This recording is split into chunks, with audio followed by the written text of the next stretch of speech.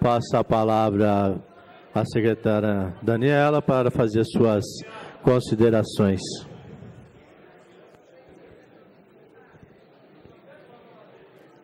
Bom,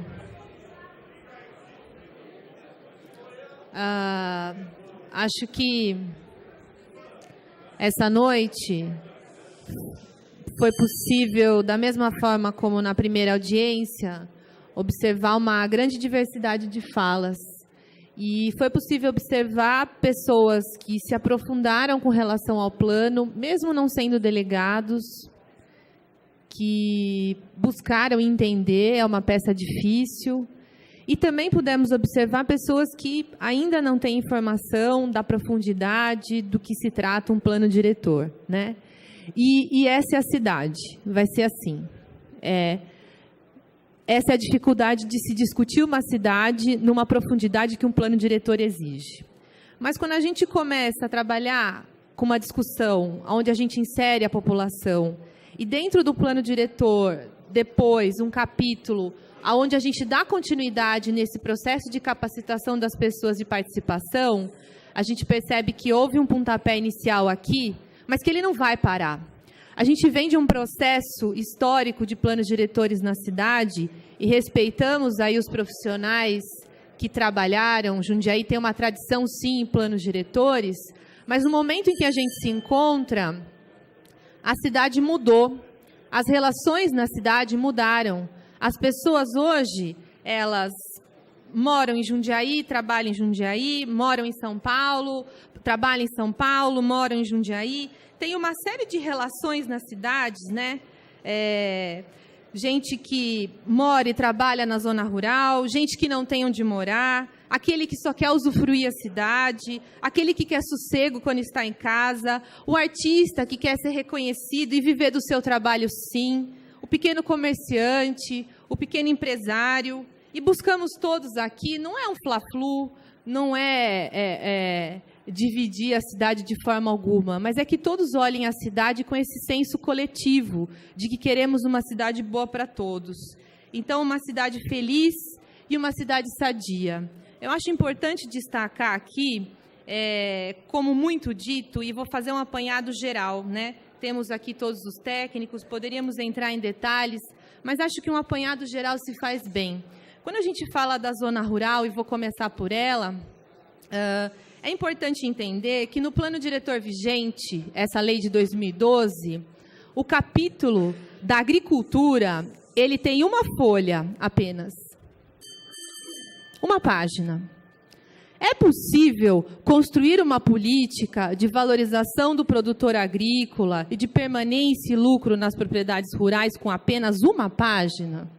Ou será esse um desincentivo a que tenhamos uma zona produtiva, um turismo rural, como observamos aqui muitos produtores agrícolas falando? Essa demanda existe, ela está aí, só que ela está na ponta da linha. Então, esse plano ele traz, não só, como já dito, que a manutenção da zona rural e dos produtores é um sonho. Se for um sonho, então todo mundo depois tem que parar de se alimentar, na verdade. Mas o plano traz soluções. Ele implanta uma política de desenvolvimento rural. Ele traz no artigo 168 planos. Então, o plano ambiental municipal hoje não existe na cidade de Jundiaí. Embora tenhamos uma excelente qualidade na nossa cidade, senhores, não temos um plano ambiental municipal. E o plano diretor coloca isso. Também não temos na nossa cidade o plano de desenvolvimento rural.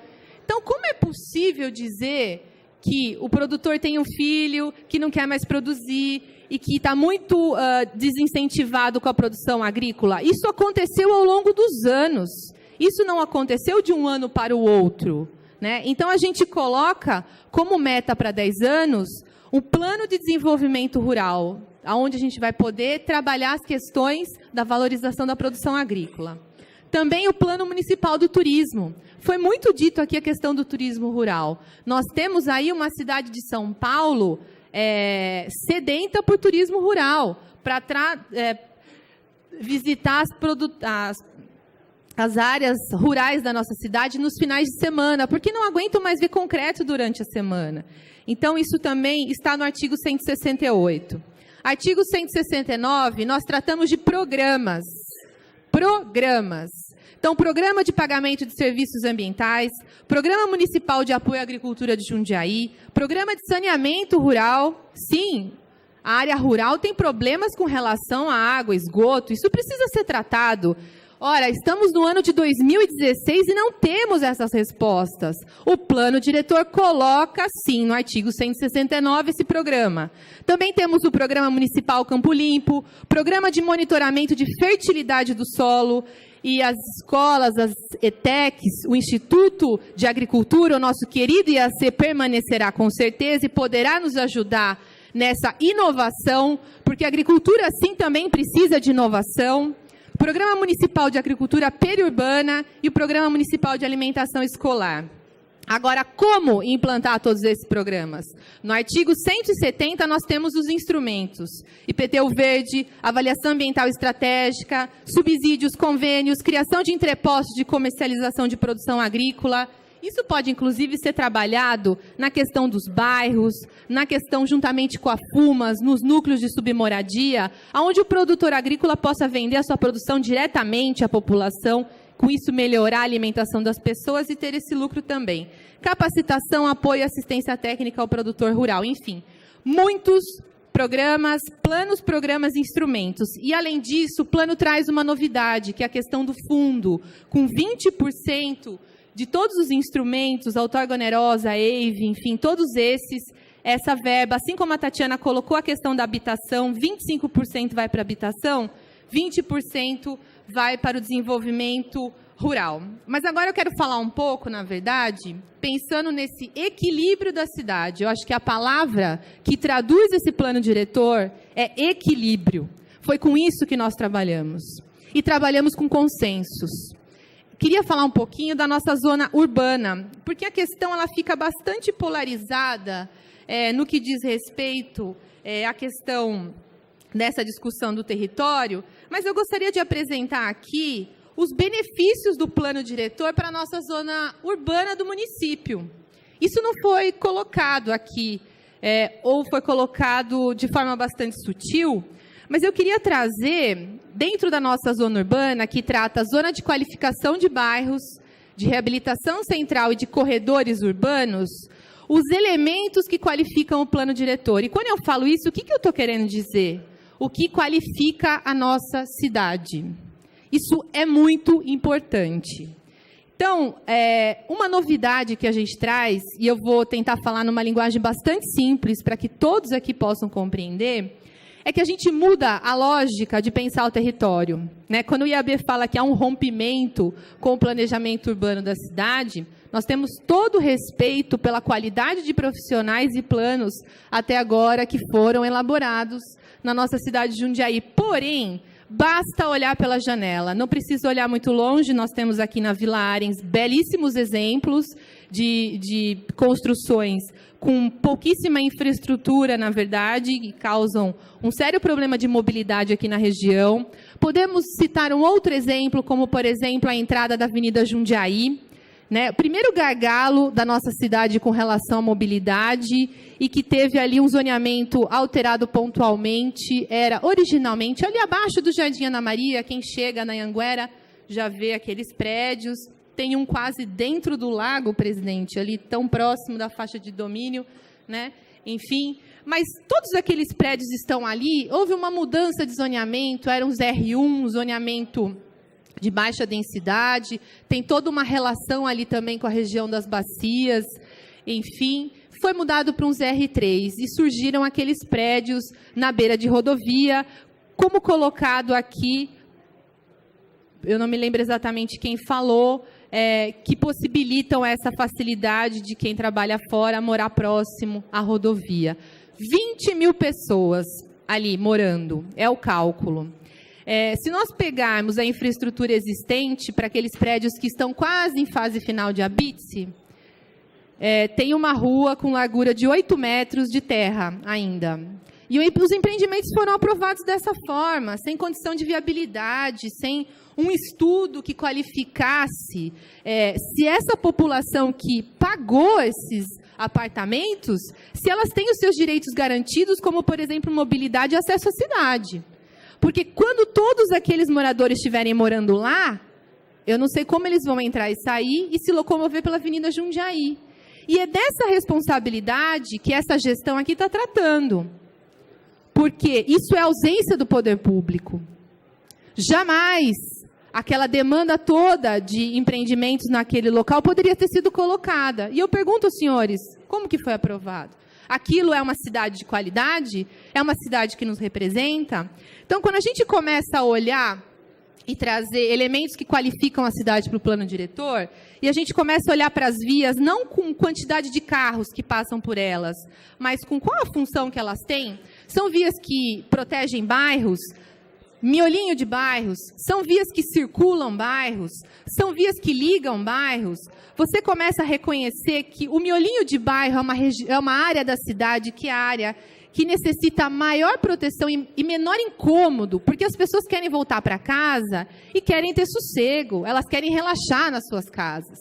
Então, partindo dessa célula, dessa área da cidade que a gente vem tratando com menor incômodo, a gente vai estruturando a leitura dessas vias até as áreas de maior incômodo, que são as vias estruturais. E, a partir daí, a gente vai também agregando os usos e as atividades. Começa a trabalhar a questão da centralidade, de termos comércios e serviços com pequeno incômodo, próximos a esses miolos de bairro, e a partir do momento que a gente vai chegando perto das avenidas, a gente pode ter uma atividade e um uso de maior impacto. Antes, o zoneamento era tratado como os R1, R2 e R3. Agora, a gente trata como uma única zona, a zona de qualificação de bairros. O que quer dizer isso? Nós tentamos trabalhar com uma nomenclatura de zoneamento bastante clara também. A gente quer qualificar essa cidade. Então, há o entendimento técnico de que antes R1, R2 e R3 olhava de forma diferente para esses bairros. Hoje a gente quer dar um tratamento igual, mais igual, seja quais forem esses bairros, com todo esse critério de qualidade que eu estou colocando aqui. Falando na questão do reordenamento dos principais eixos de verticalização, a gente trabalha a verticalização aonde tem infraestrutura. Hoje, a legislação vigente permite prédios de 12 pavimentos em miolos de bairro. Isso representa qualidade para a nossa cidade? É isso que a população quer? Não foi isso que nós ouvimos nas oficinas. Não foi isso que nós ouvimos nas reuniões com a população que nós presenciamos. A população quer uma cidade de qualidade. Ela quer entender o que está acontecendo nessa cidade. Então, há esse reordenamento. A verticalização ela pode chegar a 20 pavimentos em avenidas, em vias de maior infraestrutura e aonde há transporte coletivo. E aí, mais próximo desse miolinho de bairro, onde hoje pode 12 pavimentos, nós trabalhamos com 3, 4, 5 pavimentos. Observem muitos predinhos no centro com 3, 4, 5 pavimentos. São muito simpáticos, traduzem qualidade na cidade para quem mora. Sem dizer aqui, trago também uma questão de que abre o mercado para pequenos construtores, pequenos incorporadores e arquitetos, engenheiros, enfim, todos que trabalham no setor de produção de cidade, mas que não estão vinculados a grandes construtoras. Hoje, o mercado é de domínio de grandes construtoras, porém, a gente busca trazer aqui também esse equilíbrio, né? Pode até 20 pavimentos, como também pode 3, 4 e 5. Então, estão todos contemplados nessa dinâmica do mercado imobiliário. Isso foi dialogado com os segmentos. Houve consenso nesse sentido nas reuniões das quais todos participaram. Falo de uma novidade da questão do amortecimento ao nos aproximarmos de áreas ambientalmente frágeis. Essa também é uma novidade. No plano diretor vigente, não há preocupação com o desenho da cidade. Não há. Um exemplo disso é o bairro de Eloy Chaves. Podemos ver no pé da Serra do Japi, portanto, uma visual importante da nossa cidade, da nossa paisagem, da nossa qualidade de visuais, surgirem prédios de até 24 pavimentos. Isso é adequado? Eu pergunto, isso é desenho de cidade? Isso é uma cidade para todos? Não é. Isso foi dialogado, isso foi consensuado. Não é possível, em 2016, uma qualidade de cidade como nós temos, entendemos que, por exemplo, o bairro Eloy Chaves é um bairro para prédios com 24 pavimentos. Ali é um local para 4 pavimentos. Temos a Serra do Japi ao fundo. Então, o plano diretor buscou olhar para esse território. E essas áreas de amortecimento, que são os periurbanos, tanto 1 quanto 2, trazem esse olhar de transição entre as áreas urbanas consolidadas e essas áreas ambientalmente frágeis. Uma outra novidade que qualifica bastante a nossa cidade e traz essa preocupação com a relação das pessoas, eu só vou citar rapidamente aqui, é a questão da fachada ativa, que traz comércio e serviços no térreo dos empreendimentos. Isso tem uma relação importante com a cidade, assim como a permeabilidade visual, permeabilidade do solo, alargamento de calçadas, arborização urbana e tudo isso trazendo incentivo ao empreendedor. Se o empreendedor quiser colocar todos esses itens no empreendimento dele, ele tem os incentivos correspondentes. E só é possível qualificar essa cidade com essa parceria entre a propriedade privada e o poder público, o espaço público com o espaço privado. A permeabilidade do solo respeita, na verdade, retorna a respeitar todos os índices do decreto APA. Hoje, a legislação vigente descumpre isso. Com relação aos grandes empreendimentos, é importante dizer que há incentivos também aos empreendedores para usos mistos, habitação, comércio, serviços, principalmente quando há no térreo, a relação com a calçada, um uso cultural. Então, por exemplo, teatros, cinemas e lojas, né? Isso mantém uma cidade viva, atraente e segura, quando hoje sabemos que a pauta da segurança é uma das pautas aí mais colocadas na dificuldade da cidade. Mas não dá para ter segurança sem uma cidade que produza segurança. E o plano diretor se preocupa com essas questões também.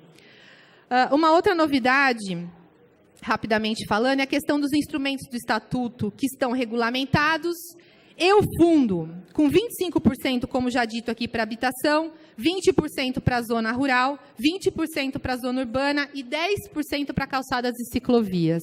Isso é o como a gente implanta esse projeto em 10 anos. E também, como eu já disse, a questão do capítulo da gestão democrática, com efetiva participação da sociedade. O plano diretor ele não se encerra com a aprovação desse projeto de lei. Muito pelo contrário, essa construção dessa cidade, que visa o equilíbrio entre todos, ela se dá, a partir de agora, com o acompanhamento dos senhores, no cumprimento das metas, dos planos, dos programas, dos projetos, das ações estratégicas que estão no plano, nesse período de 10 anos, até 10 anos. Então, acho que queria colocar essas questões. Foi dito aqui também, quero fazer um esclarecimento, né? A questão dos loteamentos irregulares na bacia. Não há qualquer prejuízo a quem tem loteamento irregular em aprovação, em análise. Não há qualquer prejuízo, isso não altera em absolutamente nada. Preciso fazer esse esclarecimento. Existem informações errôneas, equivocadas ou talvez maldosas de que os parcelamentos irregulares na região da Bacia do Jundiaí Mirim sofrerão algum tipo de alteração. Não sofrerão nenhum tipo de alteração. Então, os senhores que têm esses loteamentos em fase de aprovação não tem qualquer alteração nesse sentido. Quando se fala da questão da transformação de áreas em zona rural, de urbano para rural, eu quero também fazer um esclarecimento. Na verdade, nós não estamos transformando nenhuma área de urbano para rural. A gente está resgatando e se baseando no decreto APA, que é um decreto de 30 anos. Então, quando a gente começa a discutir essa aproximação dessa legislação municipal com esse decreto estadual que é reconhecido, que é uma legislação muito importante, e a gente está aproximando a legislação municipal desse decreto, a gente está trazendo essa qualidade de cidade. Então, assim, eu queria esclarecer que ninguém tirou isso. Ninguém está mudando uma área consolidada, urbana, e se há dúvidas nesse sentido, a gente pode esclarecer também. A gente só está resgatando aquele pouco de área que ainda não é consolidada urbana para retornar nesse zoneamento que já foi um dia. Em 2012, essa bacia, ela sofreu essa reversão de zoneamento. Não foi 20, 30 anos. Foi em 2012. E eu queria saber onde é que as pessoas estavam em 2012, porque foi muito grave o que aconteceu em 2012 no plano diretor e essa discussão que foi feita. Queria dizer aqui, só uma progressão em dados com relação à região do Medeiros, preciso dizer, com muita tranquilidade também. Nós temos levantamentos aqui do IBGE, no ano de 2000, nós tínhamos cerca de 3.000 habitantes na região do Medeiros. No ano de 2010, aproximadamente 7.000. E a projeção para 2016, 2017, passa de 13.000 habitantes na região do Medeiros, com o zoneamento vigente. Eu pergunto para os senhores, tem transporte? Tem UBS? Tem escola? Tem infraestrutura? As vias? Como são as vias? Eu só vou deixar reflexão, eu não vou dar respostas. Então, a prefeitura está fazendo o papel dela. Então, assim, para concluir aqui, presidente, para não me alongar mais, inclusive, tentei fazer um compilado das questões colocadas. Quando a gente sente a ausência do poder público, enquanto cidadão, enquanto população, a gente cobra, né? E quando o poder público faz o seu papel, coloca a discussão, coloca os problemas, mas de uma forma coletiva, que precisa ser dialogada, ele está fazendo o seu papel, ele está cumprindo com aquilo que foi determinado. Então, eu encerro por aqui, acho que fiz um compilado das questões colocadas, me coloco à disposição como sempre me coloquei. Se eu não estiver, todos os técnicos da secretaria estão à disposição. Espero que essa audiência tenha contribuído aí com os esclarecimentos. A questão da água no nosso município, ela é crucial para que tenhamos essa economia pujante e continue. Temos muitas indústrias vindo para o município, mas que, como disse aqui nosso professor Afonso Peixe, para que isso continue acontecendo num período de 10 anos, a gente precisa olhar para essa questão ambiental e ter muita responsabilidade na hora de decidir o que a gente quer para a nossa cidade. Muito obrigada.